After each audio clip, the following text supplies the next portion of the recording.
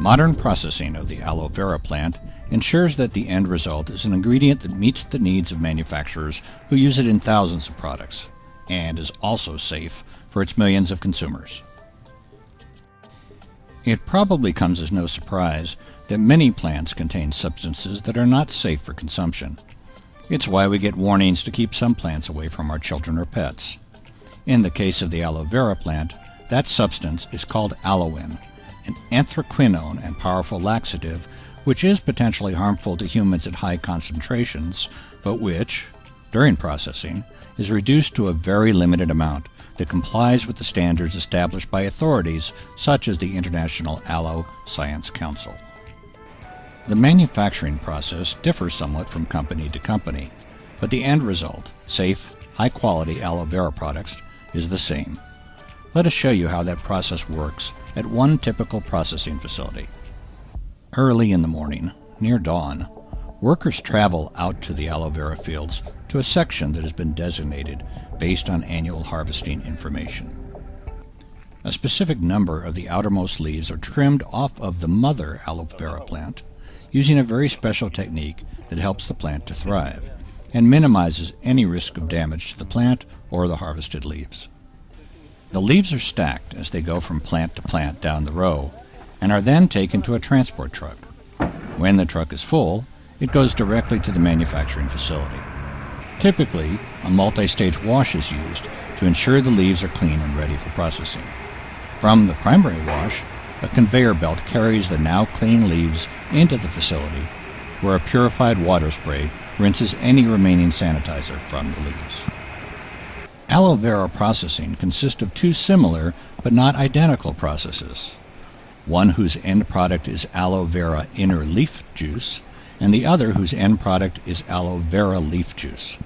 In both cases, the vast majority of the aloin is removed down to parts per million. Aloe vera inner leaf juice is made using the inner portion of the leaf, which is often called the fillet due to its resemblance to a fish. The tip and the spiky ends of the leaf are clipped off by hand, and then that leaf is transferred to the fillet process, where the rind, the thick green outer skin of the leaf, is removed. Once removed, the rind, which contains most of the aloin content, is transported away to be recycled. Now separated from the rind, the inner fillet drops into a collection area where it goes through a grinder that turns it into a mush.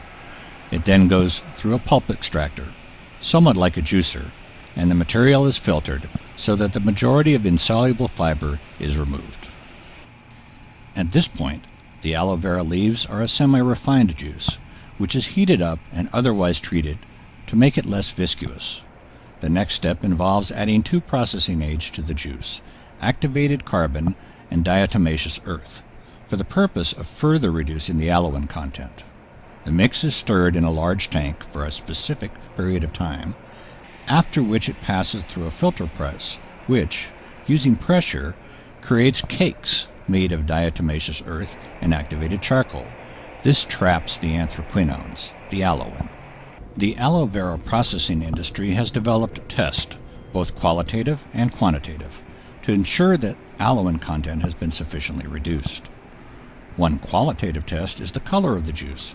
It loses color as aloin-containing compounds are removed, which is why this process is often called decolorization. Quantitatively, at the end of the process, following pasteurization, samples are taken and tested for aloin content. All responsible manufacturers ensure that the levels meet or exceed the standards established by the International Aloe Science Council. Once the aloe vera inner leaf juice has reached this point in the process, preservatives may be added to produce a single-strength finished juice, or it may be further processed depending on the intended end use. Aloe vera juice concentrates are made by rapid removal of some of the water via various technologies, or the water may be removed to make an aloe vera inner leaf powder.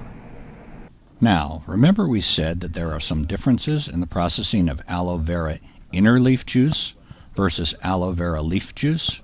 For the aloe vera leaf juice, which is made using the entire leaf, everything in the process is the same except for the part where the rind is removed. Instead, the entire leaf is ground into mush. The rest of the process, which removes the vast majority of the aloin content, is the same. Aloe vera leaf and inner leaf juice in powders can be found in a wide variety of products, from cosmetics and personal care items such as suntan and aftercare lotions and tissues, to drinks, dietary supplements, and food items. Aloe vera has even recently been found in mattresses and some clothing items. When it comes to eating or drinking aloe vera, consumers should keep in mind that responsible marketers of aloe vera products will vastly remove the aloin, and they can trust those with the IASC certification seal have been analytically tested to ensure they meet the IASC standard for aloin content. Seen or unseen, aloe vera produced according to the IASC's high standards will continue to enrich the experience of American consumers.